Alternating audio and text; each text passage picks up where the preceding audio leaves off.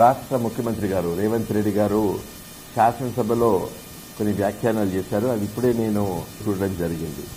దాంట్లో వారు మన తెలంగాణ రాష్ట్ర ప్రభుత్వ ఎంబ్లెమ్ ఏదైతుందో అది కాకతీయ తోరణం, తర్వాత చార్మినార్, ఇవి రెండు కూడా తొలగిస్తున్నాము, కేబినెట్ కూర్చొని చర్చి తొలగిస్తున్నామని చెప్పి వ్యాఖ్యానం చేశారు. దానికి తోడు ఇంకేమన్నారు, ఇది రాజరిక వ్యవస్థ యొక్క చిహ్నాలు ఇవి అని అవన్నీ ఏదో మాట్లాడారు.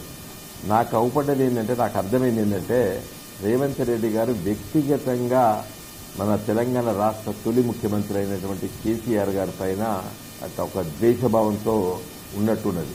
రాజకీయాల్లో ఎన్నికల వరకే ఉండాలి, పరిపాలన జరుగుతున్న సందర్భంలో ఉండకూడదు. అది కేసీఆర్ గారు చాలా మందితోనే ఆ రోజు ముఖ్యమంత్రిగా చర్చించి తెలంగాణ రాష్ట్ర ప్రజల గౌరవం కోసం, ఎందుకంటే తెలంగాణ గడ్డపైన యావత్తు దక్షిణ భారతదేశాన్ని పరిపాలించినటువంటి వాళ్ళు కాకతీయ రాజులు, కాకతీయ వంశం.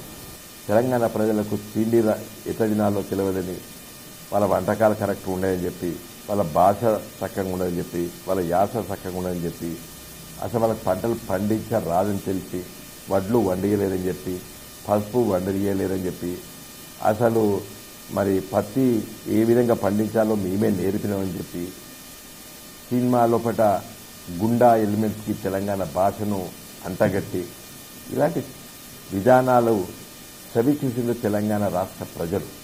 కాబట్టి తెలంగాణ ప్రజలు గర్వంగా ఉండే విధంగా కాకతీయులు ఆ రోజు అది సింబల్, అదేంటి తోరణము, తెలంగాణ ఒక గేట్వే ఆ తెలంగాణ ఎంబులంలో ఉన్నది. ఆడ రాజుల్ని పెట్టలేదే కేసీఆర్ గారు, ఆనాటి రాణుల్ని పెట్టలేదే. That is the symbol of identity, ఒక హెరిటేజ్ అది, తెలంగాణ హెరిటేజ్ అది.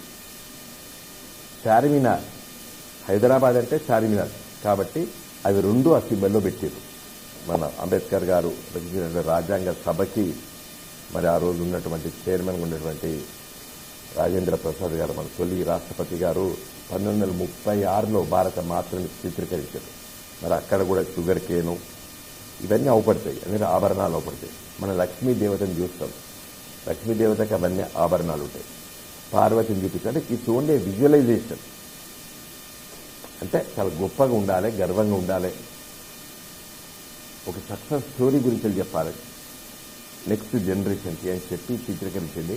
మీకు కేవలం కేసీఆర్ గారి నాయకత్వాన్ని ఇవన్నీ జరిగినాయి కాబట్టి అవన్నీ మార్పు చేయాలనేటువంటి ఒక ఐడియాతోనే మీరు ముందుకెళ్తున్నారు. రేవంత్ రెడ్డి గారు మంచిది కాదు, మంచిది కాదు. మార్పు అంటే పేర్లు మార్పడం కాదు, లేదా గత ప్రభుత్వం చేసిన వాటిని తీసేయడం కాదు. మీరు ఏం చేయబోతున్నారు? ఇలా మీరు 2 లక్షల ఉద్యోగాలను ఐడెంటిఫై చేయండి. నిన్న మీరు మరి బోని పెట్టిర్రు, 60 ఉద్యోగాలతో 2 లక్షలు అన్నారు, 60తో బోని పెట్టింది. మొన్న నర్సుల ఉద్యోగాలు వచ్చే 15,000 పోలీస్ కానిస్టేబుల్ ఉద్యోగాలు వచ్చే 2-3 మాసాల్లో 40,000 నింపబోతున్నారు. అవి మీ ప్రభుత్వం చేసిన పెట్టిన పరీక్షలు కావు, లేదా మీ ప్రభుత్వం ఏర్పాటు చేసినటువంటి ఐడెంటిఫై చేసిన ఉద్యోగాలు కాదు. అవి మొన్న మీరు 7,000 మన ఎల్బీ స్టేడియం ఇచ్చిండ్రు, అవి గత ప్రభుత్వం నియామకాలు. రేపు 15,000 పోలీస్ కానిస్టేబుల్ కూడా 15,000 అంటున్నారు, అవి కూడా గత ప్రభుత్వ నియామకాలే. మీరే ఐడెంటిఫై చేయండి, అది మార్పు. 2 లక్షల ఉద్యోగాలు ఐడెంటిఫై చేసి ఇవ్వండి, అది మార్పు. లేకపోతే మంచి ఆలోచనలు చేసి తెలంగాణ ప్రజలు గర్వపడే విధంగా మీరు ఆలోచన చేయండి, అది మార్పు. కానీ ఈ ఎంబులెన్స్ సింబల్స్ను పేర్లు మార్చితే ప్రజలు మార్పుగా భావించరు రేవంత్ రెడ్డి గారు.